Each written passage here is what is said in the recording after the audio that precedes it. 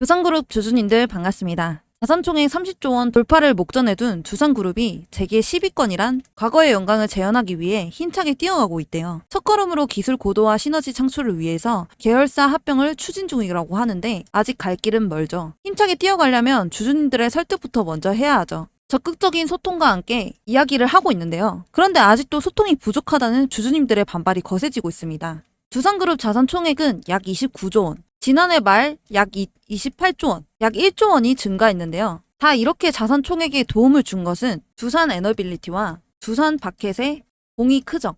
주주님들은 알고 계시는 상황이지만 자세하게 상황을 잘 모르시는 분들을 위해 말씀을 드리자면 적자를 내는 기업인 두산 로보틱스가 현금 창출을 잘해주는 기업인 두산 바켓을 인수 합병한다는 거예요. 그러면서 두산 바켓을 상장 폐지한다는 거죠. 거기다가 두산 에너빌리티 산하에 있는 게 두산 바켓인데요. 그걸 두산 로보틱스로 변경을 한다는 거예요. 그럼 투자한 주주님들 권리를 강제로 청산을 한다는 거잖아요. 그러면서 두산 바켓 주주님들에게 보유한 주식 1주당 0.63을 받으라는 거예요. 그래서 주주님들이 반발을 했더니 그대로 합병 비율로 유지하며 가겠다라고 하는 거죠. 지금 매년 두산 바켓은 올해 2분기 영업이익 2,395억 원, 매출은 2조 2,366억으로 두산그룹의 안정적인 현금 창출원이었는데 거기다가 지난해에는 매출액 10조 원 가까이 실적을 낸 기업이었는데 반대인 로보틱스는 530억 원의 매년 영업 손실을 기록하고 있는데 그래서 지금 최근에 금융감독원이 두산 로보틱스 합병 주식의 포괄적 교환 이전 증권 신고서를 정정 요구하겠다고 공시를 했어요. 왜 정정 요구했냐면 주주님들에게 충분한 정보가 제공이 되도록 구조 개편과 관련한 배경, 주주 가치에 대한 결정 내용 수익성과 재무 안정성에 발생할 수 있는 위험 등에 대해 구체적으로 설명하고 보완하는 차원에서 정정을 하라고 했는데 들리는 이야기로 지금 주주님들의 불만도 크게 제기되고 있는 상황이고 정치권에서도 언급이 나오는 상태라서 금감원이 합병 비율을 들여다봤을 가능성이 크다는 이야기가 나오고 있는데요. 이 합병 비율이 말도 안 되는 게 두산그룹 재편안을 보면 에너빌리티 산하에 있는 바켓을 로보틱스 자회사로 100% 옮겨오는 것인데요. 이 과정에서 분할, 합병, 교환 이렇게 세 절차를 밟게 됩니다. 두산 에너빌리티의 존속회사와 신설회사로 분할되는데 이때 분할 비율이 신설회사가 기존 두산 에너빌리티가 지닌 두산 바켓 지분을 46%를 고스란히 받는 전제하에 0.76대 0.24로 정해지고 두산 로보틱스가 신설회사와 합병이 된다면 두산 로보틱스가 신설회사 주주님들로부터 지분을 넘겨받는 대가로 두산 로보틱스 신주를 발행해 지급해주는 합병 비율이 1대 0.13인 거죠.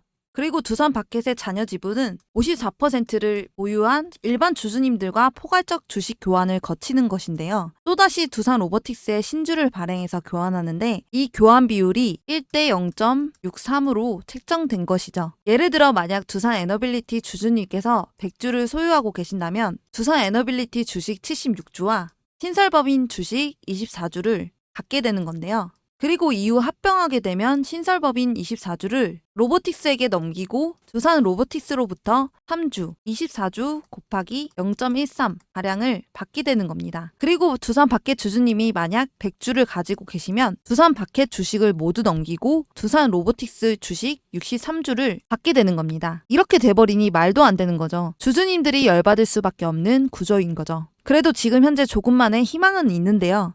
여기서 잠깐 구독자 이벤트를 진행하려고 하는데요. 우리가 중장기적인 종목들을 보면 가치 있는 기업들 중에서 주주님들이 많이 몰리는 기업이잖아요. 그런데 인기 없는 기업, 잘 모르시는 기업들도 수익을 낼 수 있는 방법이 있습니다. 그게 뭐냐면 여기 보이는 조건 검색기입니다.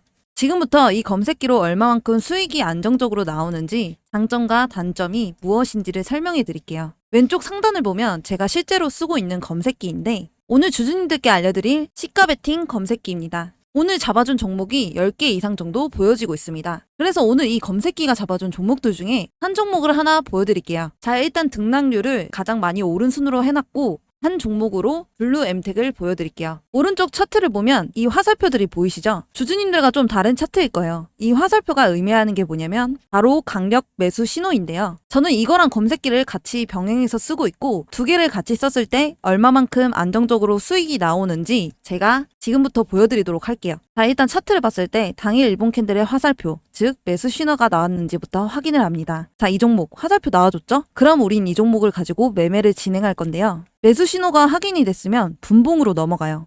분봉은 1분봉, 3분봉, 5분봉, 10분봉 등 여러 가지가 있는데 이 강력 매수 신호는 3분봉에 가장 최적화되어 있기 때문에 3분봉으로 놓고 보시는 게 좋아요. 자, 다시 차트로 넘어와서 몇 시 몇 분에 나와줬는지 한번 볼게요. 이 화살표 부분이 1시 36분에 나와준 거 확인이 됩니다. 그럼 우린 이때 진입을 할 겁니다. 이때 진입을 하면 몇 프로 수익 먹고 나올 수 있냐? 무려 14.76% 수익 먹고 나올 수 있는 거죠. 그런데 여기서 중요한 건 익절 구간이에요. 제가 말씀드리는 구간에서 익절을 하셔야 리스크 없이 안전하게 수익 내고 나오실 수 있는데 제가 항상 10%에서 20% 구간에 익절하셔야 된다고 말씀을 드렸어요. 괜히 욕심부리다가 손실 보지 말고 이 익절 구간만 잘 지켜주시면 됩니다. 우리가 이 한 종목만 갖고 매매를 진행을 하는 게 아니라 검색기가 잡아준 이 10개 이상을 갖고 매매를 진행할 거기 때문에 괜히 이 한 종목 때문에 손실 내지 말고 욕심버리시고 제가 말씀드린 10%에서 20% 구간에서 안전하게 익절하시면 됩니다. 그래서 이 검색기를 드리려고 하는데요. 검색기를 받아보고 싶으신 분들은 구독과 좋아요 한 번씩 눌러주시고 여기 상단에 보이는 010-4189-8678 번호로 구독 두 글자 문자 보내주시면 됩니다. 무료로 드리는 거고요. 돈 들까봐 걱정 마시고 편하게 받아서 쓰시면 됩니다. 실제로 저한테 받아서 사용하시던 분들은 지금도 충분히 만족할 만한 수익 벌어가신다고 고맙다고 그러세요. 그래서 주린이 분들, 손실이 많으신 분들한테 정말 추천드리고 있으니 써보기도 전에 의심하지 마시고 써보고 아니다 싶으면 삭제하셔도 됩니다. 검색기 같은 경우에는 설명서랑 같이 해서 알려드리고 있고요. 주린이 분들도 5분이면 적용하기 때문에 크게 걱정하지 마세요. 다시 한번 010-4189-8678 번호로 구독 두 글자 문자 보내주시면 알려드리도록 하겠습니다. 다시 돌아와서 조그만의 희망이 뭐냐면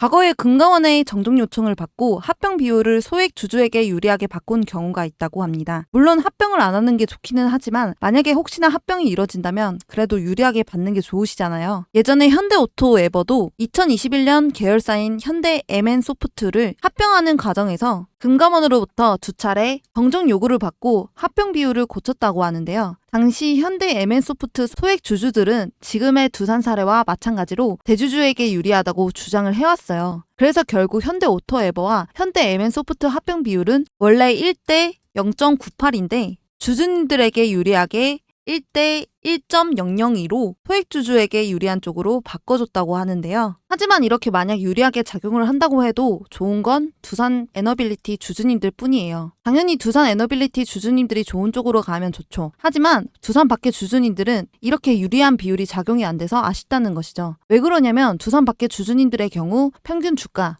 산출 기간을 바꾸거나 지금의 기준을 바꾸지 않는 한 교환 비율이 바뀔 수 없기 때문이에요. 정말 주주님들에게 좋은 쪽은 과거의 현대차그룹의 현대모비스와 현대글로비스도 지금의 두산그룹처럼 합병을 뼈대로 하는 지배구조 재편안을 발표했다가 주주님들은 물론 글로벌 자문사 등의 반대로 여론을 얻는 데 실패하면서 결국 지배구조 재편안을 철회했어요. 조금의 희망으로 두산그룹도 이렇게 계획이 무산되었으면 좋겠는데요. 자, 기사를 한번 보면 지금 현재 두산그룹 합병 이슈로 두산그룹 구조 개편 변수는 금감원 2차 정정 요구 여부 분수령. 한번 살펴보면 두산 측이 당국의 보완 요구를 반영한 정정 신고서 제출을 준비하는 가운데 주주들의 거센 반발 속 금감원의 두 번째 정정 요구 여부가 첫 분수령이 될 전망이다. 두산그룹은 금감원의 정정 요구 사항을 반영해 증권 신고서를 보완한 뒤 제출할 예정으로 알려졌다. 정정 신고서 제출 요구를 받은 회사는 3개월 이내에 내용을 수정한 정정 신고서를 제출해야 한다. 안건은 정정신고서를 받아든 금융당국이 한 차례 더 정정 요구를 할지 여부다. 다만 금융당국으로선 올해 들어 정부가 강하게 추진했던 기업 밸류업 정책에 역행한다는 비판이 거세 가볍게 여길 수 없는 사안이다. 이 경우 당국 재량으로 여러 차례 증권신고서를 반려할 수 있다. 만약 금감원의 심사를 통과한다면 9월에서 10월 예정된 주주총회와 주식 매수 청구권 행사를 할 수 있는데요. 이 제도는 부당, 불공정한 분할, 합병, 영업 양도에 반대하는 소액 주주님들의 보호장치로 다수의 의사로 회사를 이끌어 나가지만 반대하는 군소주주에 대하여는 금전상의 불이익이 없도록 회사가 공정한 가격으로 이들의 보유 주식을 매수하도록 의무화한 제도인데요. 주식 매수 청구권을 통해 투자금을 돌려받을 수는 있지만 이때 주식 매수 청구 금액은 매수가가 아닌 거래되는 시가를 통해 정해지기 때문에 손실을 확정지어야 할 가능성도 있습니다. 주식 매수 청구권이 얼마나 행사될지도 관전 포인트인데요. 이번 분할 합병에 반대하는 주주님들은 주식 매수 청구권을 쓰면 되는데 분할 합병을 진행하는 3개 회사 두산 에너빌리티, 두산 로보틱스, 두산 바켓을 반대 주식을 사들이고 소각할 예정입니다. 권리 주주 확정은 오늘 29일입니다. 9월 25일부터 10월 15일까지 주식 매수 청구권을 행사할 수 있습니다. 권리 주주님들의 청구권을 행사하지 않고 팔고 나가더라도 그 주식을 산 사람에게는 청구권이 없으니 주의하셔야 됩니다. 그리고 여기 보시면 원전, SMR, 가스터빈 30% 더 성장, 바켓 때는 두산 에너빌, 분할을 기회로 봐야 된다. 이와 같은 긍정적인 기사는 나왔지만 당연히 시간이 지나면 올라갈 수는 있겠죠. 그런데 당장 주가는 좋지가 않습니다. 이런 뉴스가 나와도 우리 주주님들은 중요한 게 아니란 말이에요. 지금 마음이 좋지가 않은데 두산 에너빌리티가 앞으로 좋아지는 것에 대해서는 좋은데요. 그렇지만 저도 그렇고 우리 주주님들도 바켓이 에너빌리티의 자회사로 있으면 훨씬 더 좋단 말이에요. 거기다가 두산그룹 사업 구조 개편 발표 후 시총 4조 원 이상이 증발이 됐단 말이에요. 지금 두산그룹들이 죄다 하락을 하고 있어요. 이런 냉담한 반응인데도 계속해서 합병은 갈 거라고 하고 있죠. 그러는 속에서 추가로 악재가 나와줬어요. 두산 바켓 합병 악재에 배임까지 터졌어요. 바켓에서 배임이 발생하면서 또 악재가 터졌어요. 내부 감사 중 적발이 되었고 전직 임원 1명, 현직 임원 4명 연루되었다고 하는데요. 이 사람들이 어떻게 했냐면 특정 업체에 일감을 몰아주고 원자재를 시가보다 비싸게 구매하는 방식의 배임을 저지른 것으로 알려졌어요. 현직 임원들은 해임이 되었지만 이미 퇴직한 임원에 대해서도 조치 방안을 검토 중에 있다고 해요. 지금 금액은 수십억 원이 수준이고 감사가 계속 진행되는 만큼 적발한 가담 인원과 금액이 더 늘어날 수도 있다고 하는데요. 정말 지금 여론이 좋지 않은 상황에서 발생한 악재예요. 악재. 지금 현재 두산그룹이 사업구조 개편안에 대해 주주님들의 반발이 거세지자 대응에 나섰는데요. 이 대응은 대표 명의로 작성된 주주서한을 각각 홈페이지에 먼저 올렸고 주주님들께 5일날 서한 발송을 게시할 예정이라고 합니다. 자, 일단 제가 두산 바켓 주주서한에 대해서 먼저 요약해서 좀 말씀을 드려볼게요. 일단 메모장으로 적었고요. 한번 볼게요. 일단 합병 인수한 이유는 그전에 로보틱스 소프트웨어 스타트업들과의 기술적 협력을 추진해오던 중 로보틱스와의 통합이 효과적 방안이라고 판단했대요. 그래서 선도 업체들도 미래 기술 개발에 많은 노력을 기울이고 있어서 협력 또는 인수 합병을 적극 추진했대요. 일각에서는 두산 로보틱스의 이름에 주식으로 교환된다는 점에만 초점을 맞췄는데 그러나 이 주식은 주식 교환 이전의 두산 로보틱스가 아니라 두산 바켓과 두산 로보틱스가 실질 경제적으로 결합된 통합 법인의 주식이라는 점을 강조했어요. 그리고 이제 합병이 된다고 하면 두산 바켓은 기존에 보유하던 자사주 이외의 주식 교환 과정에서 주주님들의 주식 매수 청구권 행사로 인해 취득하는 자사주를 전부 소각하고 두 회사의 주식 교환이 완료되면 합병해서 하나의 회사로 운영될 예정이라고 해요. 일단 두산 바켓의 주주 서한은 이렇고요. 두산 로보틱스 주주 서한을 한번 볼게요. 두산 로보틱스 주주 서한도 메모장으로 한번 준비해봤어요. 여기 보면 거의 두산 바켓과 비슷해요. 주주 서한이랑. 두산 바켓과의 통합이 되면 시너지를 창출하고 사업 성장 가속화도 할 수 있다. 로봇의 최대 시장인 북미 유럽 시장에서 압도적 네트워크와 비즈니스 인프라를 갖춘 두산 바켓과 통합하면 최대 시장에서 고객에 대한 접점이 현재 대비 약 30배 이상 늘어날 거다. 그리고 두 회사 간의 시너지 창출을 통해서 두산 로보틱스 상장 시점에 제시한 3년 뒤 매출 목표 대비 50% 주가 성장이 가능해지면 5년 내 매출 1조 원 이상 회사로 성장할 수 있는 기대가 있다. 이렇게 나와 있고요. 자, 두산 에너빌리티 주주 서한도 메모장으로 요약을 해봤어요. 한번 보여드리자면 두산 에너빌리티는 원전 수주에 대해 이야기를 했어요. 킹코리아가 역할을 집중하고 있는 폴란드, UAE, 사우디 원전에서도 추가 수주 가능성과 영국, 스웨덴, 네덜란드 등의 신규 원전 건설 사업에도 수주를 할 예정이다. 그리고 최근 루마니아 원자력 규제기관의 인증을 취득했잖아요. 그래서 루마니아 최초 건설 사업에 참여할 수 있는 기회를 확보했다. 이건 뭐 알고 있는 거고. 그리고 향후 5년간 62기의 원자로 모듈을 수주 목표 수립하고 있다. 그래서 이를 대폭 초과할 가능성이 있어 제작 기반 확보에 만반의 준비가 필요한 상황이다. 그리고 원자력 스팀 터빈 경우 웨스팅하우스 노영 등과도 협력할 예정이다. 그리고 SMR용 스팀 터빈의 경우 뉴스케일, 테라파워, 롤스로이스와도 사업 논의 중이다. 이거는 일단 뉴스에도 나오지 않은 기사라서 조금 이거는 호재거리로 나올 것 같고요. 그리고 이제 국내 노후 석탄 발전소의 LNG 전환이 가속화될 것으로 예상. 해외 수출 합하면 2038년까지 총 105기의 가스터빈 수주 가능 추정. 그리고 수소터빈 사업은 선진 OEM사보다 더 빠른 진행을 통해 미래 사업 준비 중. 가스터빈 서비스 사업을 통해 안정적인 매출 및 고수익. 이 고수익이 30%에서 40%의 사업 영위. 이에 따라 회사는 이 사업으로 약 10년 뒤 연평균 1조 원 수준의 안정적인 매출 확보를 기대할 수 있다. 네, 지금 거의 다 좋은 호재거리만 나왔어요. 거기서 안 좋은 게 이거예요. 박해 분할 시 배당 수익의 상실로 인한 영업이익 하락 이야기. 이거 말고는 따로 없었어요. 일단은 지금 주주님들의 화를 풀어주기 위해서는 좋은 얘기밖에 할 수 없는 상황이라서 이거밖에 언급을 하지 않은 것 같아요. 자, 이렇게 봤고요. 그리고 여기 새 회사들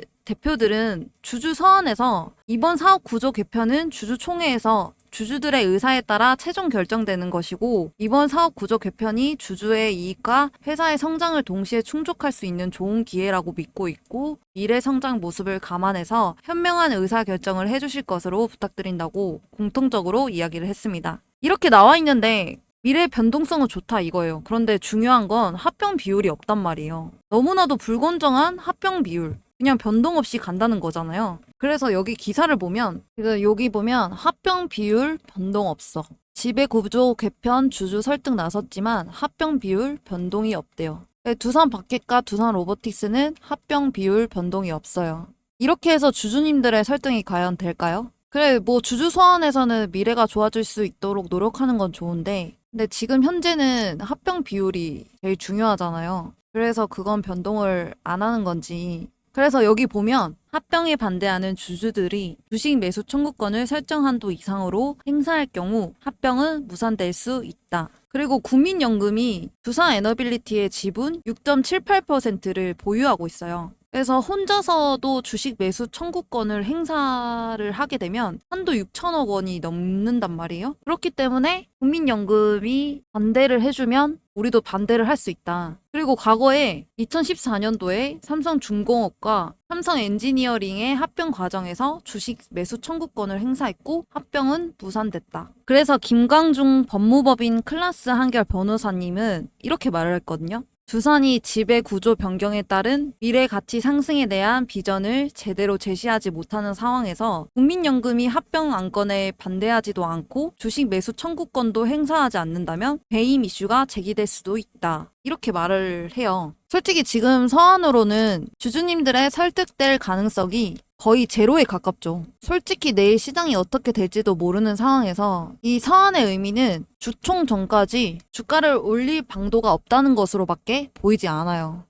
자, 일단은 제가 여러분들한테 이벤트를 하나 준비를 했어요. 무슨 이벤트냐? 바로 구독자 퀴즈 이벤트예요. 제가 한번 문제를 내볼게요. 2차 전지 관련주에 영향을 주는 미국 시장 전기차 대장주는 1번 록히드 마틴, 2번 테슬라, 3번 엔비디아, 4번 애플. 그래서 정답을 아시는 분은 아래 번호로 정답만 숫자로 적어서 보내주시면 됩니다. 그래서 정답을 맞추신 모든 분들께는 2차전지 AI 로봇 관련주 정보 자료집 플러스 8월에 히든 종목해서 같이 보내드릴 건데요. 밑에 보시면 정답을 맞추신 분들께 위의 종목 전부 보내드리도록 하겠습니다. 자, 그러면 2차전지 AI 로봇 관련주 정보 자료집은 어떤 것인지 알고 계시지만 8월에 히든 종목은 어떤 건지 모르시는 분들을 위해 알려드릴게요. 잠시 보여드리면서 설명을 드리자면 이 히든 종목을 황금 매집주라고 불러요. 왜 황금 매집주라고 그러냐면 짧게는 몇 년이지만 길게는 10년 이상 움직임이 없는 종목을 말해요. 그러다가 언제 이렇게 움직임이 없는 이런 식으로 매집봉이 하나 떠오르는데요. 이게 바로 전형적인 세력들의 매집의 흔적들입니다. 그러면 매집봉이 떠오르면 주가는 미친 듯이 상승을 하게 되는데요.